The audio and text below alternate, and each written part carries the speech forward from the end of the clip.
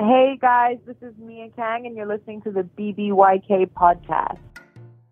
You're welcome, Internet. This is Viet Duan with another edition of Face the Facts, a series where we interview professional athletes and ask them the tough questions certain donks are too busy copying content creators like Kobe's Corner to ask.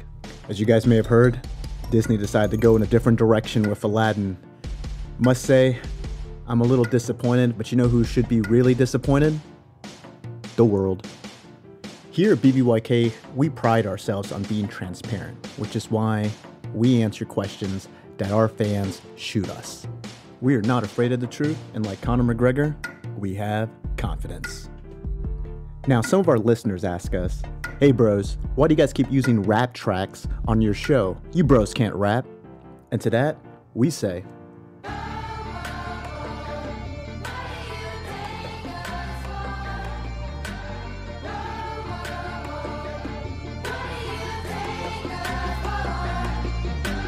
listening to RTC, it's savage.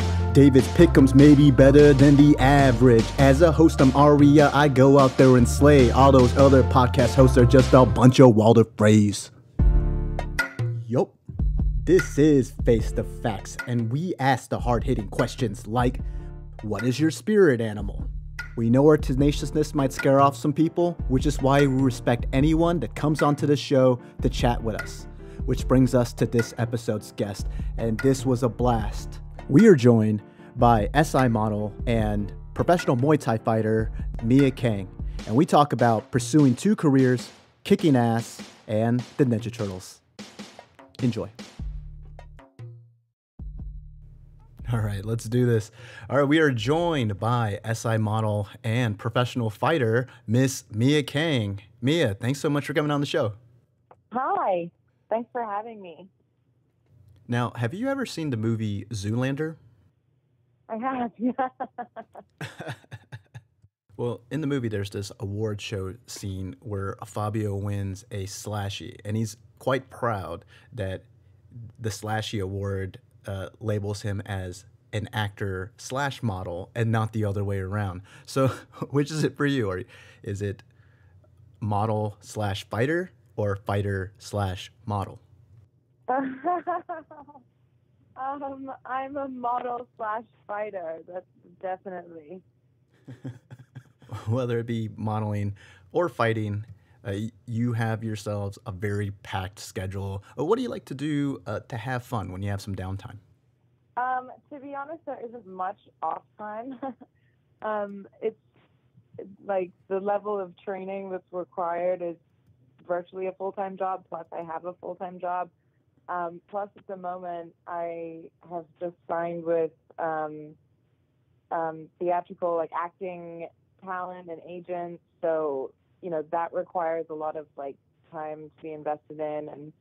And work is pretty time consuming at the moment. But I mean, I guess any free time that I do have, I really kind of spend with my friends for doing normal people stuff, like watching movies or, you know, meeting up with people for dinner and things like that. But that actually doesn't get to happen very often to me. I know it seems like I live a super sociable life, but actually it's not what it seems to be.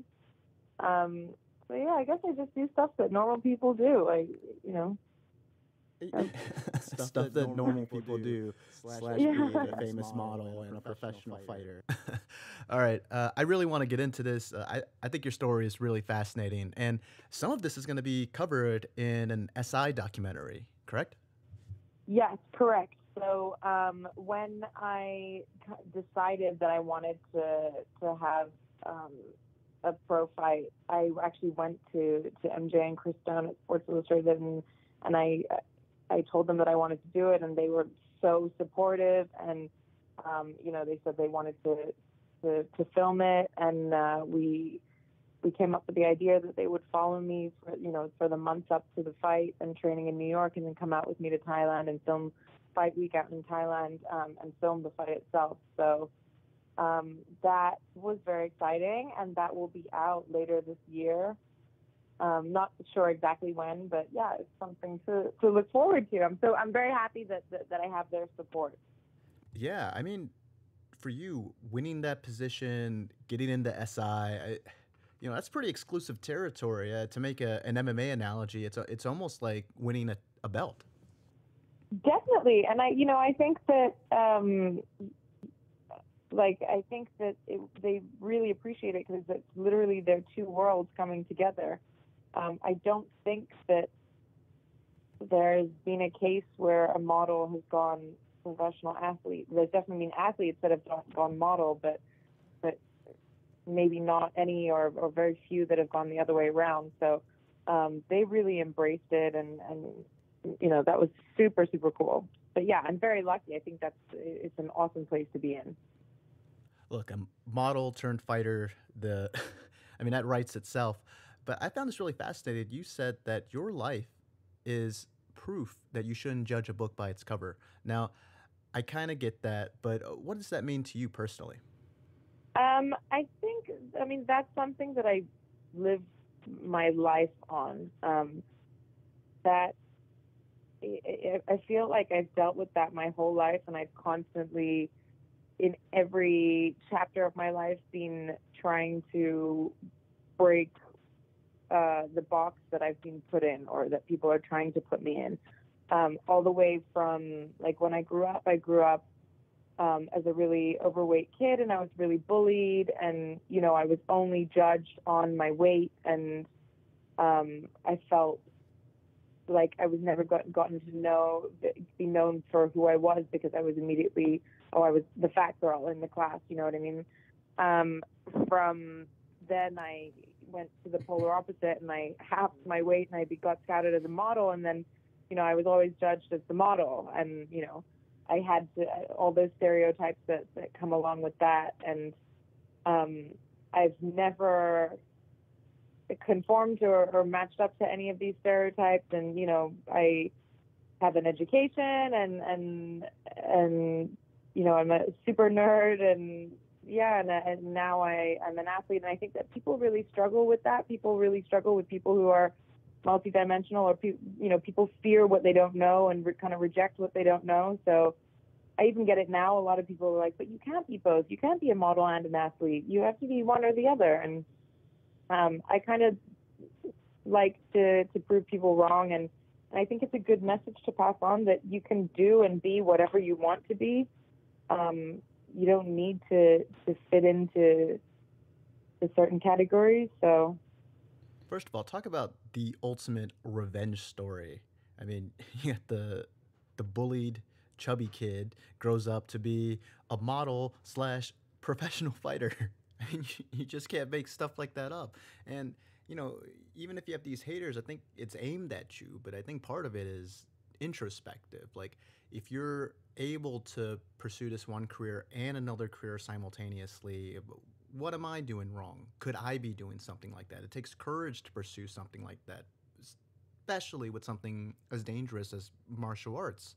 And that's not even all of it. I mean, aside from being a model and a professional fighter, you also have a master's degree in finance and financial law from the University of London. And I briefly retired as a model and actually worked in finance. So I've done many things in my life thus far, and I really think, like, I'm on a journey, and I'm trying different things and figuring out who I am and what I want to do, and again, I feel like if I want to do everything, I should be able to do everything. Why can't I be a model, a intellect, a athlete, further down the line, a mother, a entrepreneur, a whatever comes next? I think that everyone should be able to literally do everything that they want to do. But yeah, I mean, my parents are major intellects and always placed a really great importance on education, and I'm very thankful for that. And how I grew up, I never grew up thinking that education was tedious, or I never dreaded school. It was something that I always wanted to do. I wanted to do further education. I wanted to excel in academics, and I still actually do. I definitely don't think that I'm done with studying. I would love to, at some stage, go back and do either an MBA or a PhD. So yeah, that's literally just something that I'm passionate about. I didn't do my education to try and get somewhere, if that makes sense. Like I didn't, a lot of people go, I want to be a millionaire, so I'm going to get a degree in economics and then go work and find. I never did it to achieve an end goal. I just did it because I literally enjoyed it. But yeah. I think it's awesome when parents can set that foundation and put that drive in their kids to pursue higher education. But, and correct me if I'm wrong, I don't think your father is the biggest fan of your decision to become a professional fighter. No, not at all. Which I mean, a lot of people go, oh my gosh, that sucks. Your parents don't support what you do. But actually, I completely logically and rationally understand that. I mean, he's a man of science, and he literally sits there and he goes, but look at all the evidence of what happens to you when you repeatedly get hit in the head. Why would you want to do that? And why would you want to subject yourself to that? Which is a completely valid question. And I completely understand why no parent would want to see their child go into a fight, But at the same time, they do understand that it makes me happy, and that's what life is about. It's about doing what you love and being happy. So, he doesn't support it, but he does in his own weird little way. Like, for example, he's actually come training with me in Thailand and things like that. But yeah, I mean, I can't blame the guy for not wanting to watch me get hit. Yeah, I can imagine that's that's a little tough to watch as a parent. Now, like I said, if someone looks at your resume and sees all the things you've accomplished, they're going to go, Mia, she has it all. But, that doesn't mean that you didn't have to go through your own personal demons along the way. Now, I really appreciate this, and I think it's very healthy to have these open discussions, but you have been very candid about your past struggles with eating and psychological disorders. Could you tell us a little bit about that mental journey that you had to go through to go from that place to get to where you are now, strong, confident, a professional fighter? Absolutely. I mean, first of all, I think that my decision to, speak up about it and tell my story was really because I feel like I could have avoided a lot of the situations that I got myself into, and a lot of the dark places that I did fall into if I'd perhaps had people to relate to, or certain role models or female role models, growing up and as I was experiencing these things. So by me telling my story, if I can help one person out, then it makes it all worthwhile. And yeah, I mean, like I said, I grew up overweight and very bullied, and in a very short amount of time, in a couple of months, actually, I halved my weight, and I did it by just stopping eating. I was 13. I didn't know what I was doing. I didn't know. All I saw was that it was effective. So I did that, and then, immediately I got scouted as a model and was receiving all this attention. And I saw a very ugly side of people from a very young age. I saw how superficial people were and how the world treats you differently just on your appearance.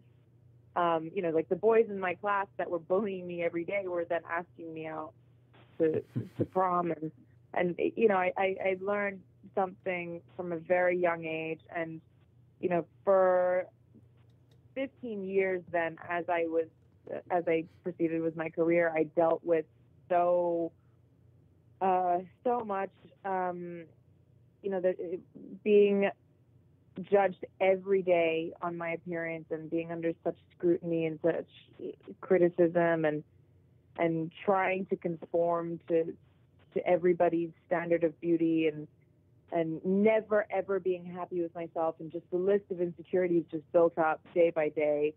I went through every eating disorder you can possibly imagine, from just straight anorexia to bulimia to with binge eating and addiction to laxatives and diuretics and smoking, drinking, drugs, substance abuse, anything to lose weight, really, it was one obsession to the other obsession because of all the pressure that I was dealing with.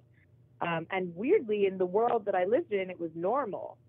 And that was kind of all that I knew. And despite being intelligent and having an education, and it was just, I knew it wasn't right, but it was just the world that I was in. And, years and years it went on. I went through, points of depression, points of extreme, like crippling, morbid anxiety, where I couldn't even leave the house. I had, moments of honestly suicide where I felt like if I have to deal with this, if I have to feel guilt after every time I eat, if I have to do this every single day for the rest of my life, I would rather check out and I would rather not deal with this at all. I went through some major ups and downs. And last year, early 2016, I'd moved to New York, and I think it was really a combination of New York and how New York is, and it really is the fashion capital of the world, and the center of the modeling industry. And there was just this insane pressure on me to look a certain way, and although it seemed from the outside that I quote unquote like made it, or I was living kind of like a supermodel life. I had Sports Illustrated, I had these campaigns, and on billboards everywhere. There was this crazy pressure on me to look a certain way and be under a certain weight and under certain measurements if I really wanted to make it. And it got to a point early last year, I think also coupled with just my age and just being in this for so long, where I just snapped. And my body didn't want to lose any more weight. My mind was just rejecting it all. I just couldn't physically do it anymore. And I was being asked to do crazy things at the time, like, go on these 10-day liquid-only diets before shoots and things like that. And I really just said, forget it. I can't. I need a break. I need to just hit the reset button. And, my health was all over the place. I wasn't eating properly. I was, living off Marlboro Lights and, Diet Cokes. And and I asked my agency if I could go to my house in Thailand for 10 days just to check out for a little while. So I went to Thailand. I drove past a local gym on the side of the road, and I was like, you know what, I'm going to try. I started training every day. I started training twice a day. I fell in love with the sport. It was beyond fitness. It was, the sport itself and everything that it gave me, and the art form, and really appreciating the way of life. And then, next thing you know, I moved into the gym, and 10 days turned into 9 months. And I was living, breathing, eating, sleeping Muay Thai. And then, I learned so much. It changed my life. It saved my life, really. I gained a metabolism. I learned about nutrition. I learned that food was not a punishment for, it wasn't a reward for exercise or a reward for starvation. It was, fuel for your body. And I learned how to literally eat 3 meals a day. As weird as that sounds, that's something that I never did my whole life. And I saw strength in my body. I watched my body change. I gained a lot of weight, a lot of muscle. I saw things in myself that I never thought I could physically do or see, like, getting a 6-pack, or even dumb things like being able to do a push-up. I never would have thought I could do a push-up before. And I really learned to love myself, and I learned to love all the things that I was always criticized for. Like, I was always criticized for having bigger thighs, whereas in Muay Thai, having bigger thighs means I had super powerful kicks. And it taught me a lot about myself, and really shifted my whole perspective on things, and really gave me the courage to come back in New York after all of this and say to the industry and to everyone around me, I'm not going to conform to your standards anymore. Now that I'm finally happy and healthy and secure with myself, this is the kind of woman that we should have in our magazines, and this is the kind of woman that we should have as a role model for our kids and for teenage girls who are looking at those magazines. And so, yeah, that's really kind of what I'm doing and the risks that I'm taking at the moment and what I'm really trying to do with my career, and the fact that I can, that I'm getting recognized and Muay Thai is getting recognized, and I can really combine all of this into my mission and my purpose, I guess, is amazing. So I think that's awesome. A very positive message to all the young women out there. Now, you said that modeling, that was a very egocentric, superficial world where you were constantly judged on your looks. But you said fighting, it's kind of the opposite.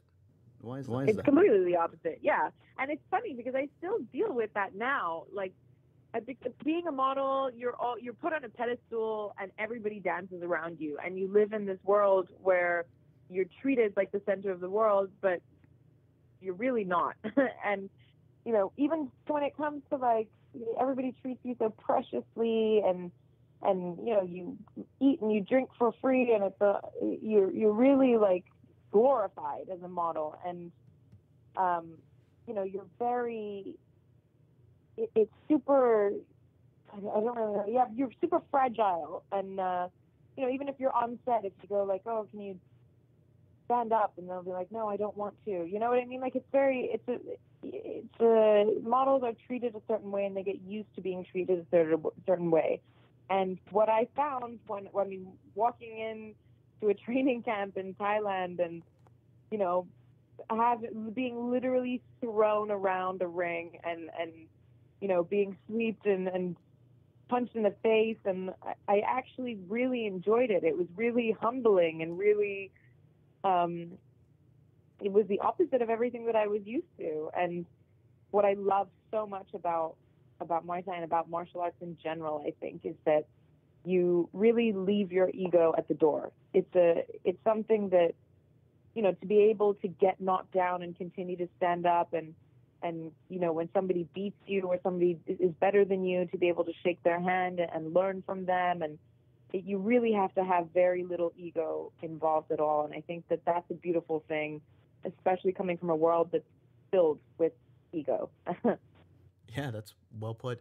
That the superficial side to modeling, though, you see that kind of creeping up into the combat sports world. I mean, you look at Conor McGregor, and he says that fashion and fighting are very similar. And you look at him, it's all swagger. It's all about the fashion. It's all about the attitude. So there's a little bit of a merger there, too, in terms of being able to promote and sell yourself that way. Well, I think that there's actually a distinction to be made. And I think that distinction is between martial arts and between Western fighting.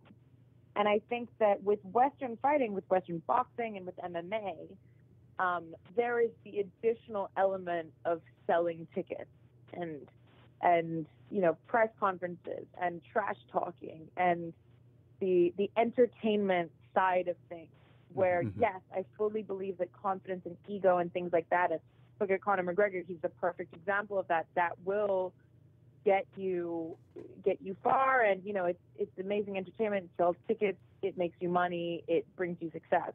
But in martial arts, it's I think the opposite of that. And I mean, I can only speak for Thai boxing really, but there's no trash talking allowed. There's no, it's extremely respectful. It's that again, they're not trying to sell out stadiums and sell pay-per-view. So I think that there is definitely a distinction.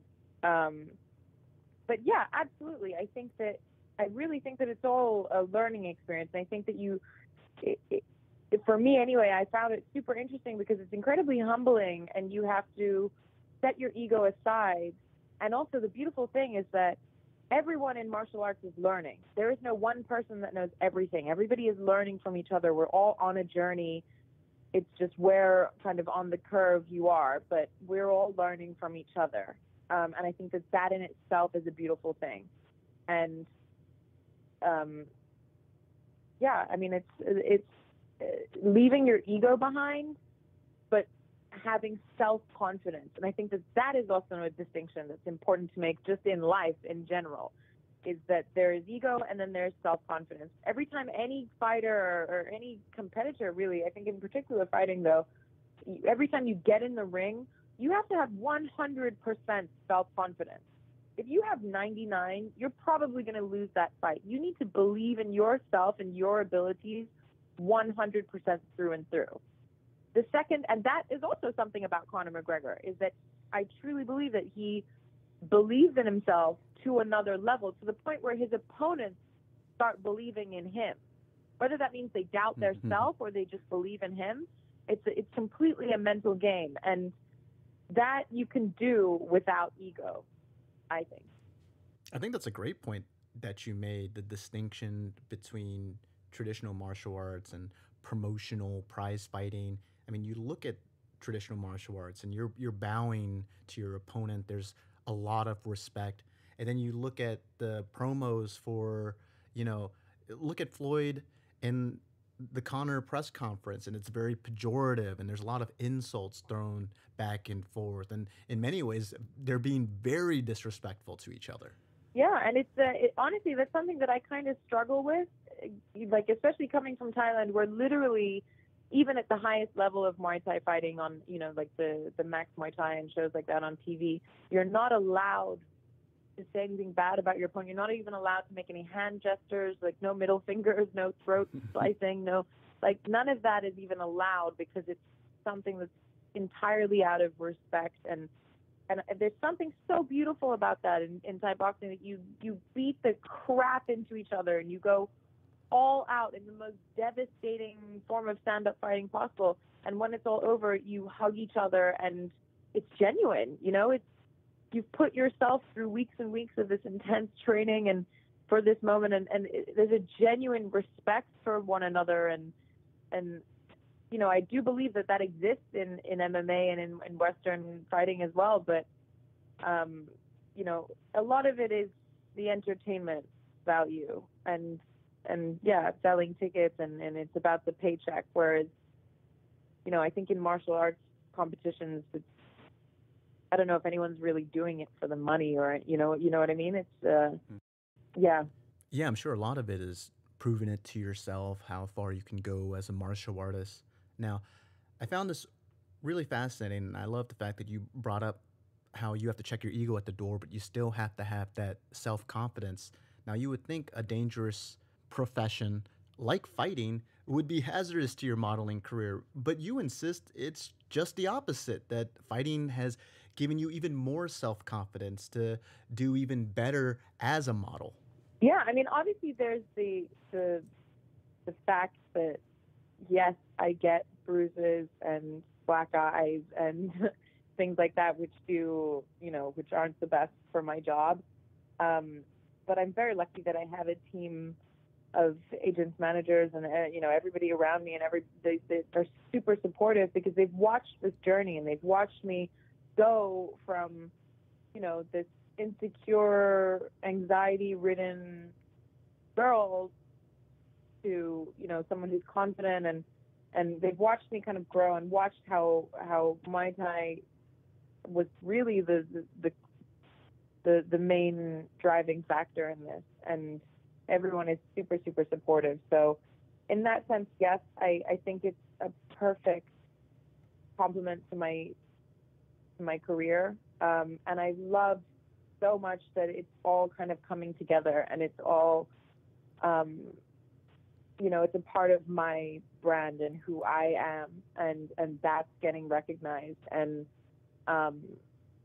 I love that I can shed some light on the sport, and I love that, that it's about the message that I have, and that I want to express. So, yeah. Yeah, that's cool. for a lot of these fighters, this is their livelihood, though. They have to pay for camps, for trainers. So the financial aspect of prize fighting is very important for them. Now, you make a nice living modeling. You used to be a derivatives consultant. So even if modeling didn't work out for you, you would be okay. So for you, this really isn't about the money. It's just about proving yourself in this world. Just how far are you going to pursue this whole professional fighting thing? I mean, you're right. This isn't about the money for me. And I think on any level of competing that I do, I'm not doing it for the money. I'm doing it because I want to do it. And at the end of the day, this makes me happy. This is something that I enjoy, and it makes me happy. And I've always said, if it gets to the point, because now there are a lot of eyes on me, and there's a lot of questions of, when am I going to compete in the States? When am I going to go into MMA? When am I going to do this? And I've always said, the second it starts becoming fun for me, I'm not going to do it anymore, because this isn't, like you said, I don't need to be doing this. This is literally my passion. So, I mean, knowing me, I don't do things half-heartedly. I do things 0 or 100. So I always knew that I wasn't just going to train Muay Thai. I knew that I was going to train when I was going to fight, and I wasn't even going to bother with amateur fights. I was just going to go in for a professional fight straight away. And let's see where it goes. Like I said, I don't have a plan. I just want to enjoy the journey wherever it takes me. Obviously, I want to have a couple more Thai fights, that's for sure. And that'll happen very soon. I was supposed to fight this week, actually. And then I do want to learn other martial arts, and I have kind of started a little bit, and I want to dip my toe in other waters. And I genuinely have a major appreciation of martial arts, and I think that I'm growing as a person the more I get involved. So honestly, I want to try and learn as much as I can. I wish I'd started younger. That's another thing. I found this passion when I was younger. And if it gets to the point, when it gets to the point that I'm ready to compete in MMA, cool, that's going to happen. But like I said, I'm just enjoying the journey, and I'm not really focused on, I'm not like, I want the belt in UFC and I'm going to do everything to get there. I'm really enjoying the journey. So you said you had a fight scheduled. When is your next fight going to be? That I don't know, but I was supposed to fight this week. I went out to Thailand. I trained. I went through camp, and I was supposed to have a fight this week. I unfortunately had to cut my trip short, pull out and come back because of work and work commitments, which was also a cool little learning experience for me, because although I was incredibly happy that I had this job, and I love my job, and I'm very professional with my clients, and anybody that books me, I'm not going to do anything to detriment, the job and the project, and I will give you the best that I possibly can. But I was also heartbroken because, when you put yourself through camp and you have this end goal, and you're so fixated on that date and on that time and on the fight, and that's all you think about day in and day out, and you exhaust yourself and push yourself to limits, and you leave everything on the mats and in the ring, and then to just a few days before have to, have that taken away from you and not be able to fight, it was kind of heartbreaking. But yeah, I learned from it, and you learn that the training's done, the work's done. There's no downside from that. And there will be many more fights. There will be fights. There's an infinite supply of fights. So it's not something to be upset about. But yeah, that happened. I came back to the States early, and yeah, I'm happy. But for more fights to come, that will all depend on my work schedule. It's hard to plan. The modeling industry is really last minute as well. They don't book jobs months in advance. They book jobs days in advance. So I have to see it. I'll have to wing it. I'll have to see when I can next, get a good amount of time to to train properly and set something up. But yeah, definitely more fights in Thailand lined up. I will do a U.S. debut at some stage this year.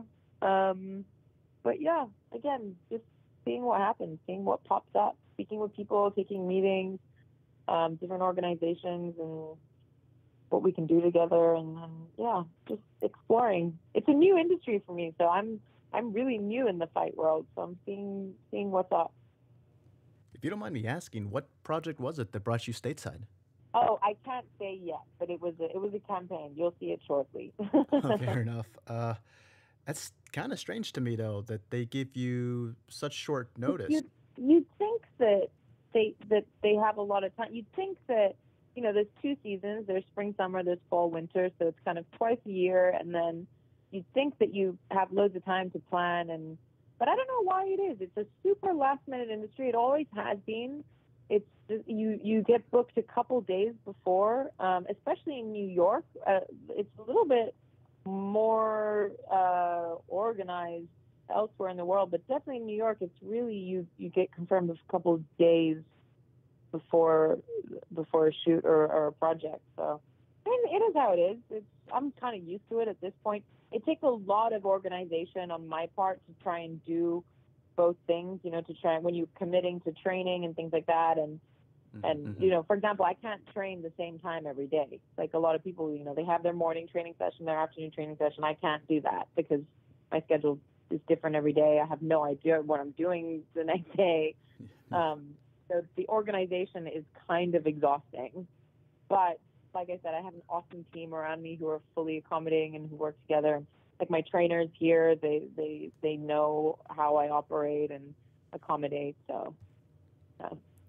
Yeah, and I know you said in some other interviews that you feel very lucky that your management team on both sides are very supportive of you pursuing both careers, but I just kind of feel like it could be problematic. I mean, God forbid you got injured or something like that in competition, and then they call you up like last second to go do some other project. It's just all organization, and you know, after my last fight, it was with my face was a little busted up, and you know, everyone was super accommodating, and it was like I think I was booked out for 7 or 10 days after that for recovery, and you know, people were, yeah, everybody works together, and they're both.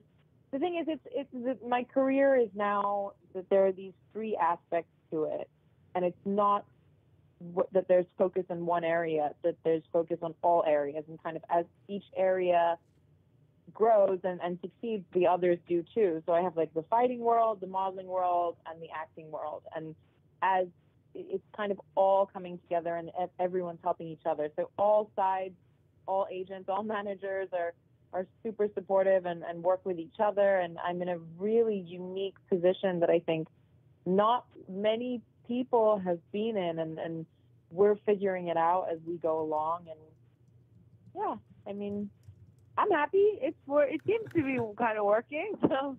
For sure, you seem to be making it work. Let's talk about your pro debut. You main evented it, and then you won 3rd round TKO. How awesome is that? I said earlier that I'm very like 0 or 100, and I really kind of put a lot of pressure on myself with that fight.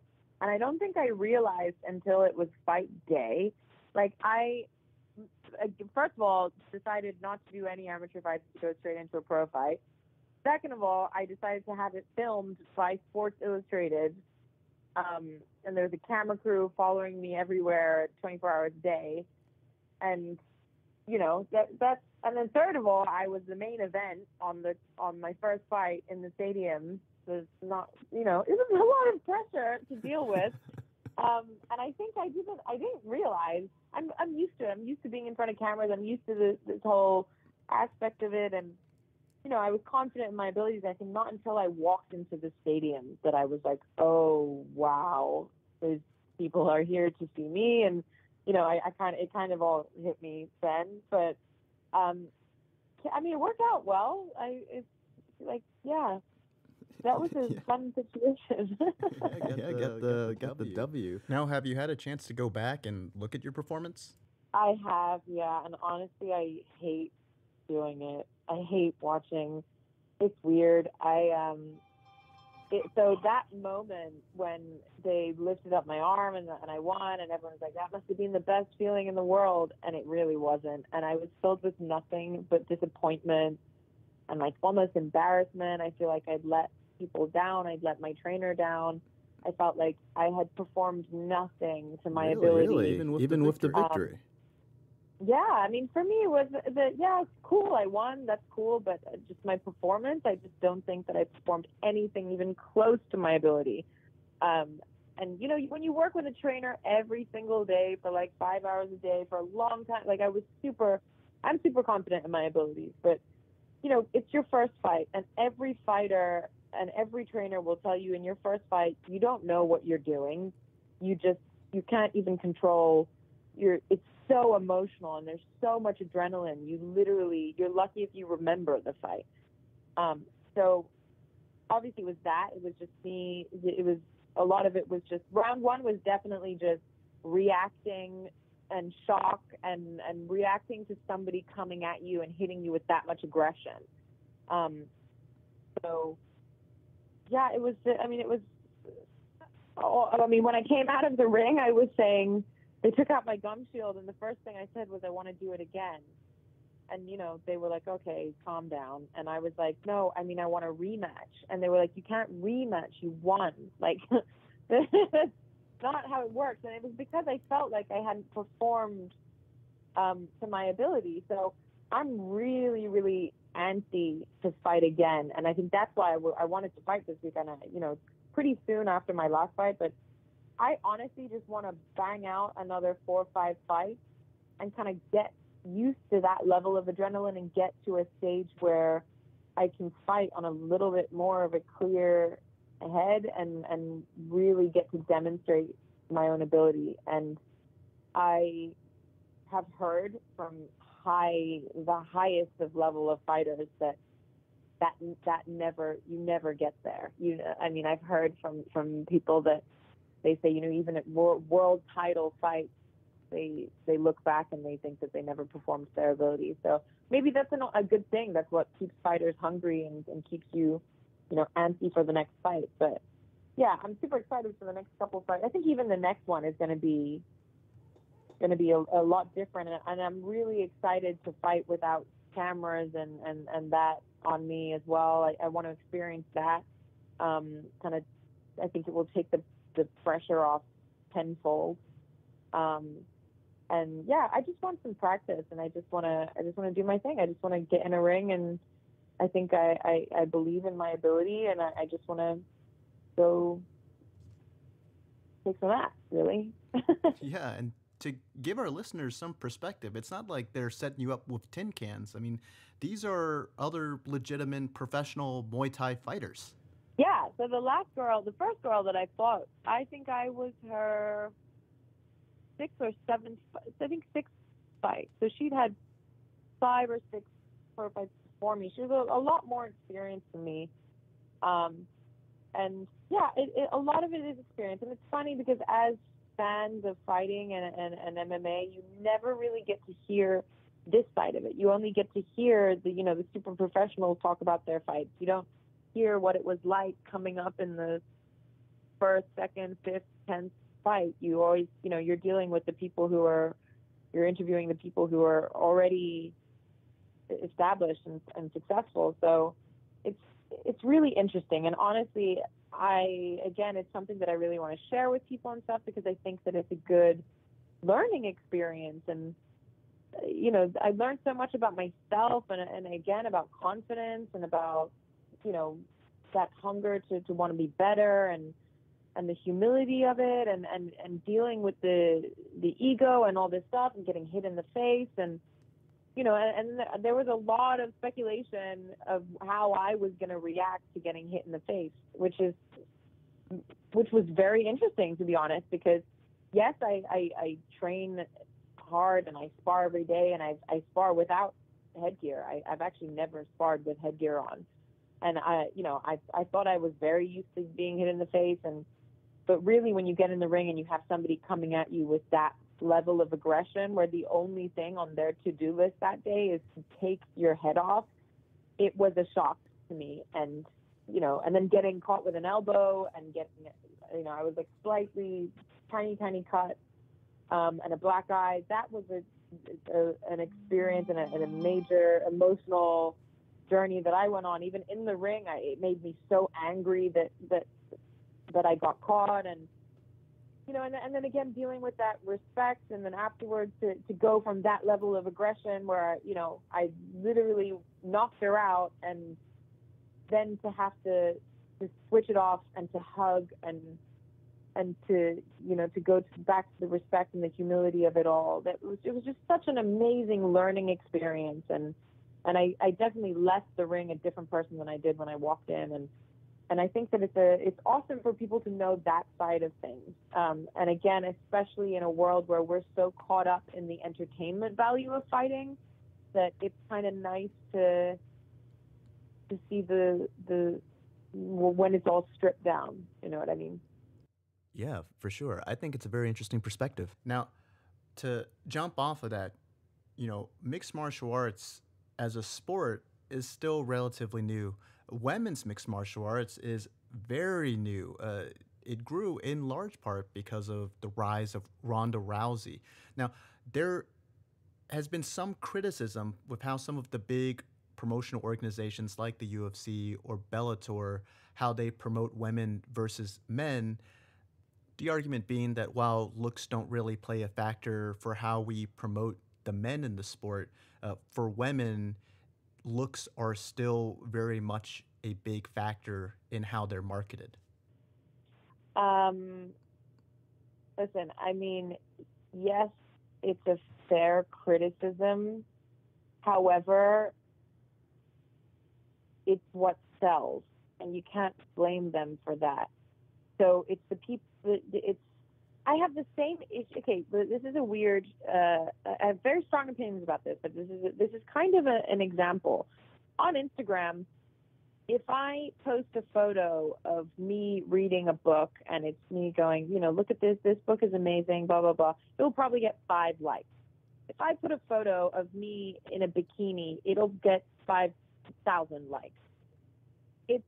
Yes, it's not correct, but it's what sells. So can you really blame them? You know what I mean? Like, it's, yes, you can criticize it, but again, it's, you're watching. You know what I mean?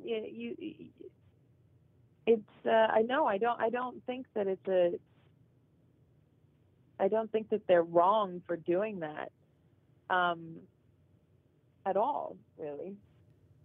Yeah, that's a very fair point. And I also think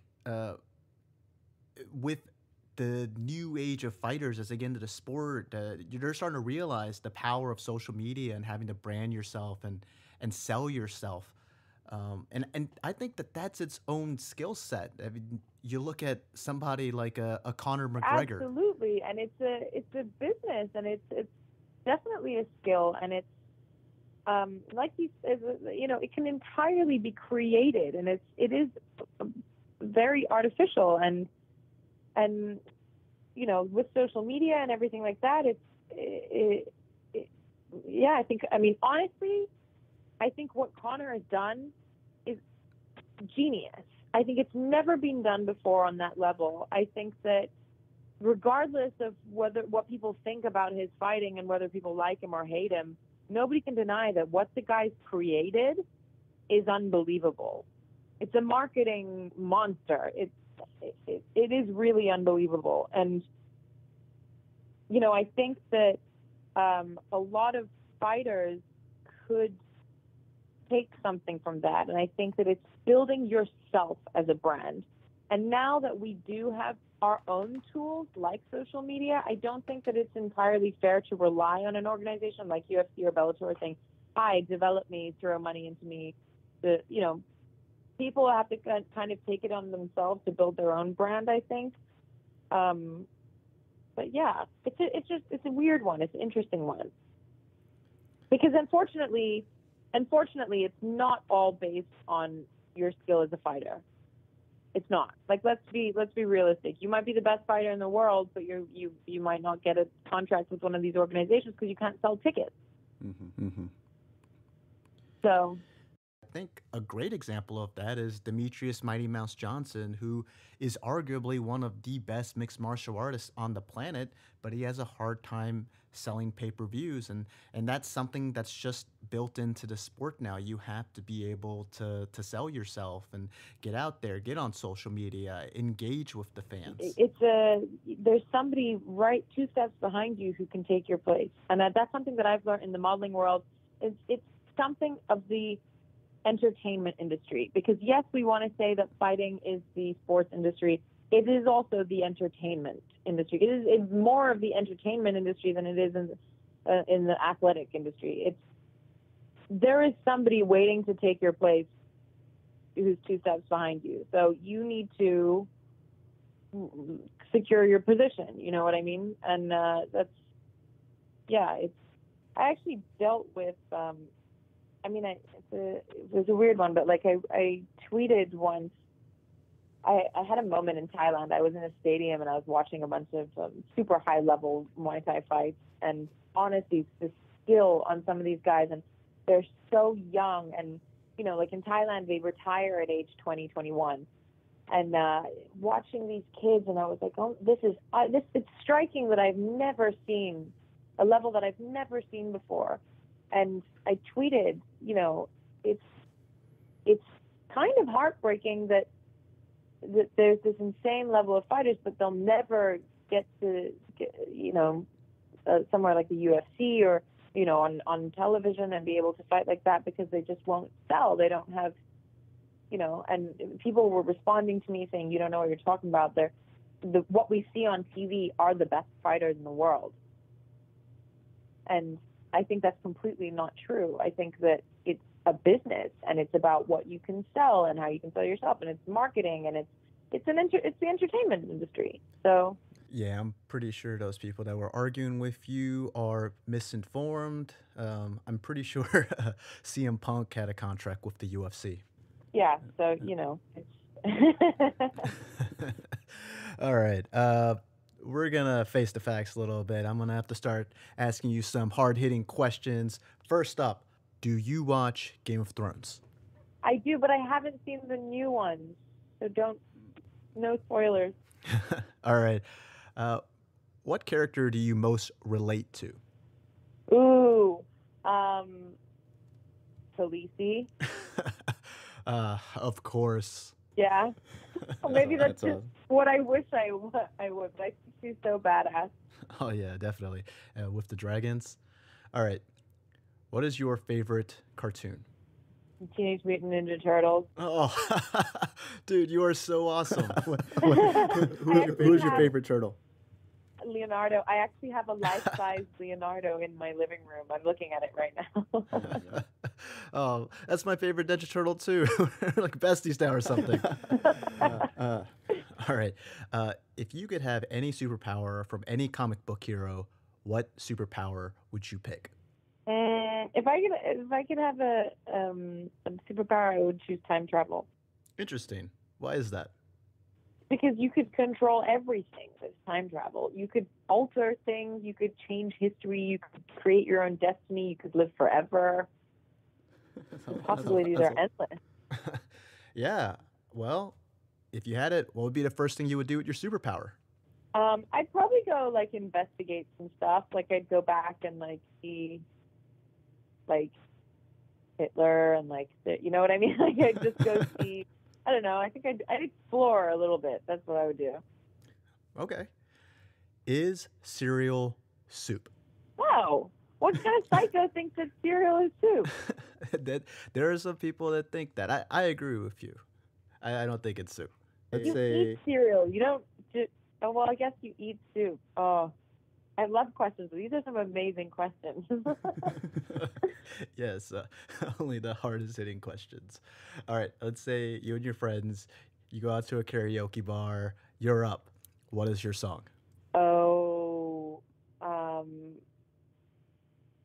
not sure, but it would be rap. I would rap. I wouldn't sing. I'm not good at singing. I don't sing. but I think that I'm an all right rapper. So I would definitely rap something. Yeah. Who's one of your favorite rappers?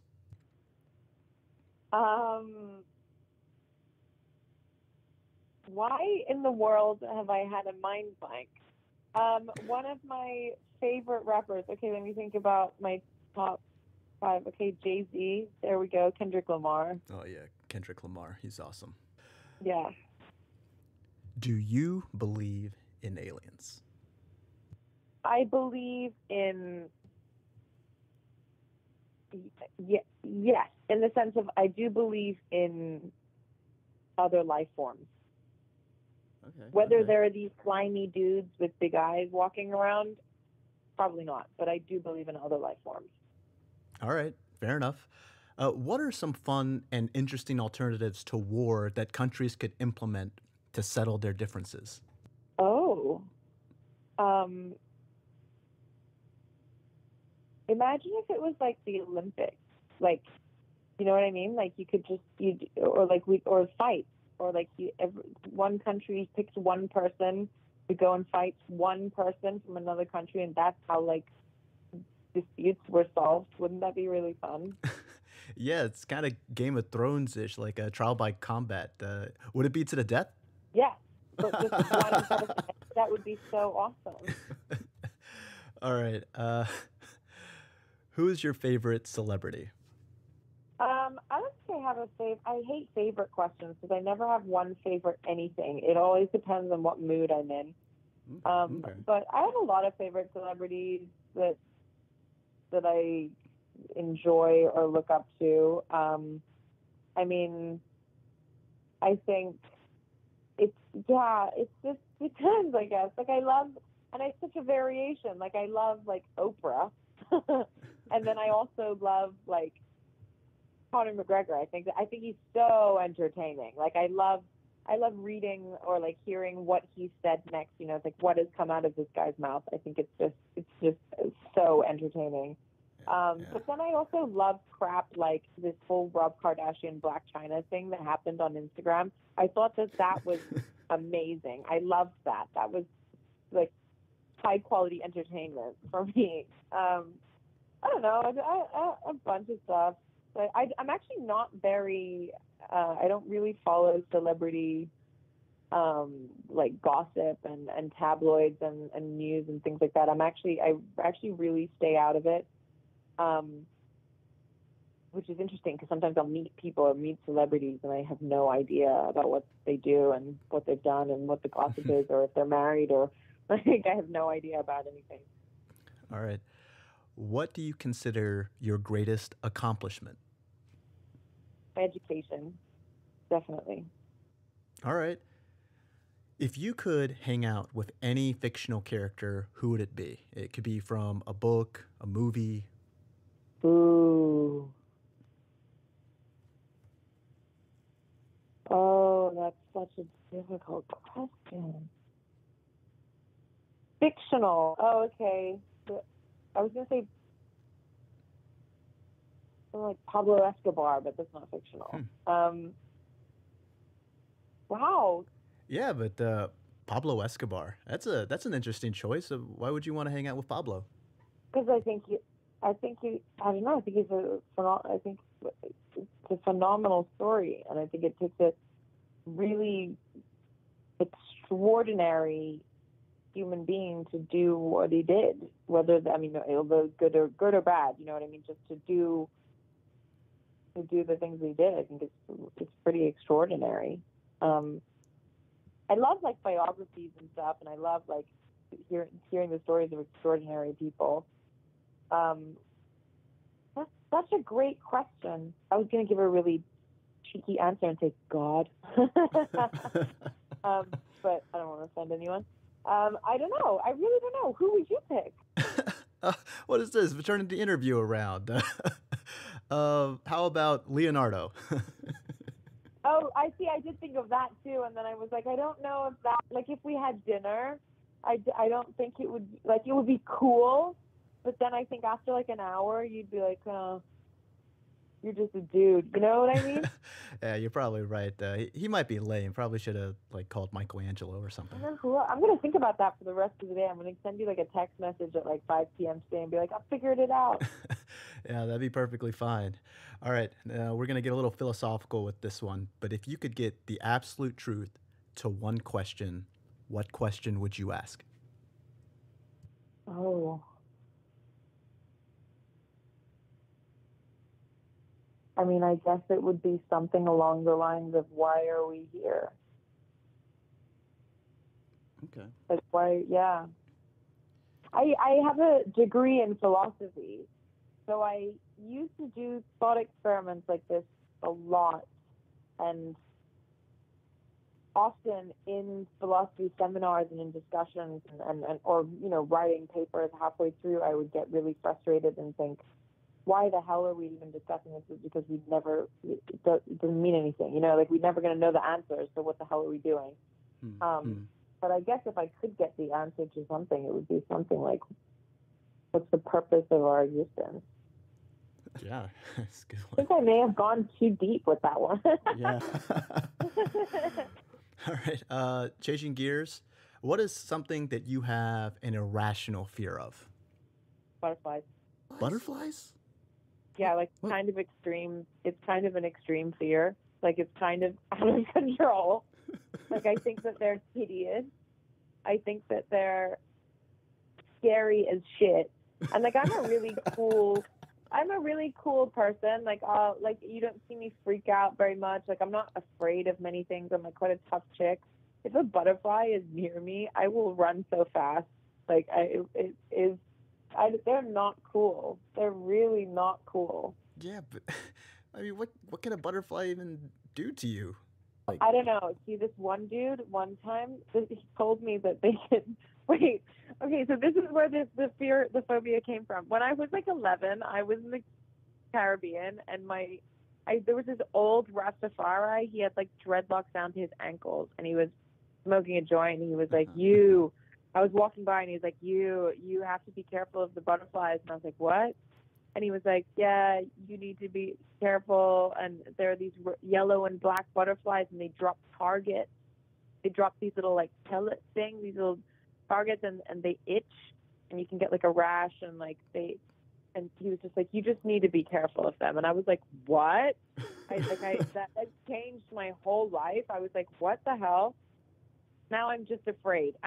Whether they can like bite you or not, I don't care, but they lay eggs on me. And I don't know, I just don't want anything to do with them at all. All right, fair enough. Who's the judge? I mean, you also fight professionally, so. All right, let's say tomorrow you are awarded a 1-minute commercial during the Super Bowl. What would your commercial be about?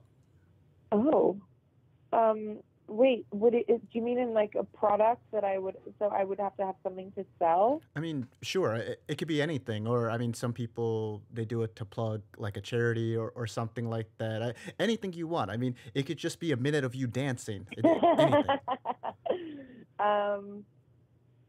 No, I think I would do some kind of public service announcement kind of thing.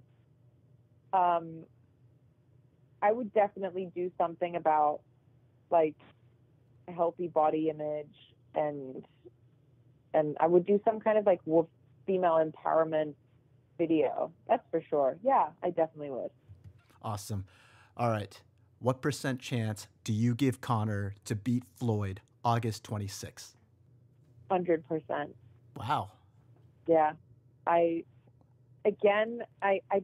believe, I truly believe, despite what all the statistics say, despite on paper, yes, he's had 49 fights, 49 wins, this guy's had 0. Despite all of it, I believe Conor McGregor, and it's exactly what we were talking about before. It's this self-belief to the point where you're making other people believe in you, whether you know it or not, whether it's subconscious or not. And I just believe that Conor's going to do it.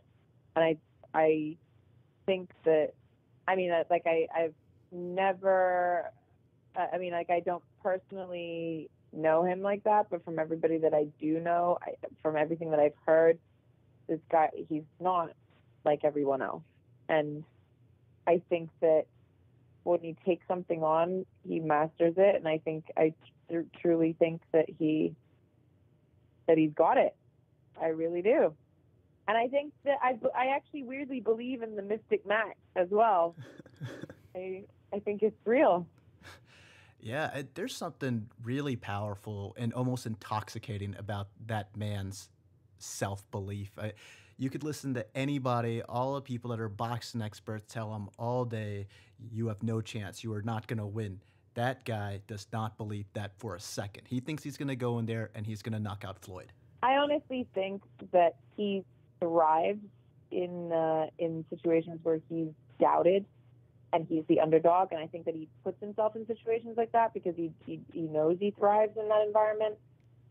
But this whole foreseeing and making it come true, it's unbelievable, and it's a gift or a talent, I'm not sure, that he has. And I think that this is not an exception. I think that it's going to be I think that it's going to go either of two ways. I think that either Conor's going to knock him out within 6 rounds, or they're going to go the distance and Floyd's going to win on decision. But I believe that the former is going to happen for sure. What do you think? No, I think you're absolutely right. If it goes to decision, I definitely think it's Floyd. If it's Conor, it's going to be by knockout earlier. I think Conor actually predicted first 4 rounds. Yeah, I think I'm going to say 6 just in case. Yeah, no, I definitely see it the same way. I think it would be hard for Conor to win it if it went to decision. But, I mean, seriously, it's not even about like him winning this fight. The fact that he landed this fight. I mean, people didn't think he could do that. I mean, that's just how crazy this is. I think it was announced back in June. I mean, if you would have asked anybody in May, hey, can Conor land this fight with Floyd? Absolutely not. 0% chance. Yeah. And I think that everybody has to respect that what he's done, nobody else can do. Nobody else could go into boxing, get a boxing license, and the first fight that they ever do is against the number 1 in the world. Like, it's never been done before. It's remarkable that he's doing it. I think it's great for the sport of boxing. I think that it's great for the fight entertainment world. I think that it's doing something that it's always good to do something that nobody's ever done before. And I think that he's also paving the way for other fighters to really kind of become entrepreneurs and to think outside the box and to take things to another level. And I think that, I think he's done what he's done is incredible, regardless of the outcome. Regardless of the outcome, they're both winners anyway, because they're both getting an insane paycheck. Yes. Like, regardless of who wins, they both win. Mm-hmm. But yeah, I think he does really well when he's scouted, and I think that he has the situation under control. And you know what I love is that people look at this and go, Floyd's done this 49 times, won 49 times. Like, this is Floyd's comfort zone. This is his ring. This is his sport. He's the best in the world at this sport. What people aren't, the perspective that they're not seeing is that Floyd never fought a non-boxer. But yes, Conor McGregor's never fought boxing, but Floyd's never fought a non-boxer. He's only used to one thing. So there's awkwardness for both of them. And I think it's going to be like a kind of a battle of the awkwardness. But like I said, I think that it's going to take Floyd up to 6 rounds to adjust to the awkwardness and to the new. Everything is going to be new. The distance, the stance, the opponent, the psychological, whatever that's involved. And I think that within that time of adjustment, Conor's going to land as a knockout. I love it. All right. Let's say the McGregor management reaches out to you, wants you to be in their posse. Would you be there to walk out with Conor? Hell yeah! Are you kidding me? Hell yeah!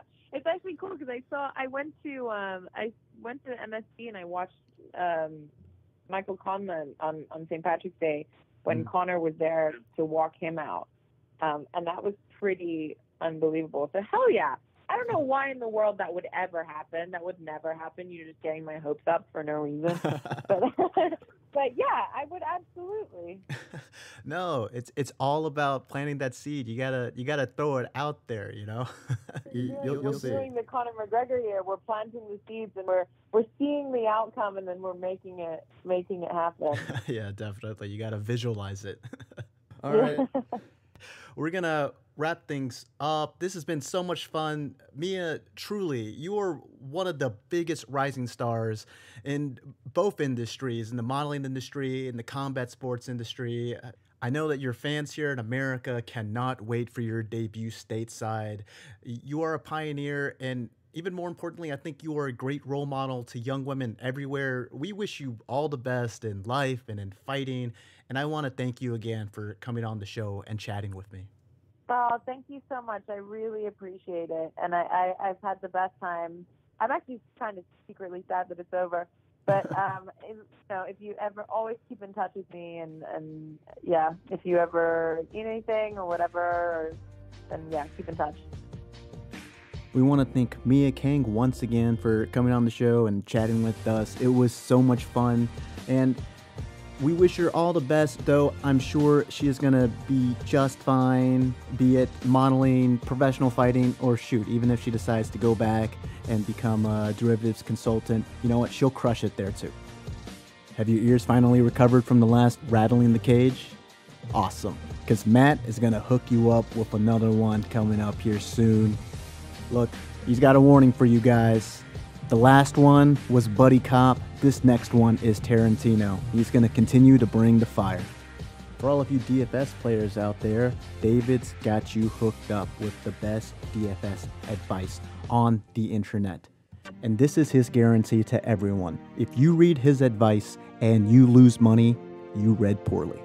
For all of that and more, go check out brosbros.com. Guys, if you like this episode, why don't you give us a thumbs up? And for the latest and greatest in all things BBYK, why don't you hit that subscribe button?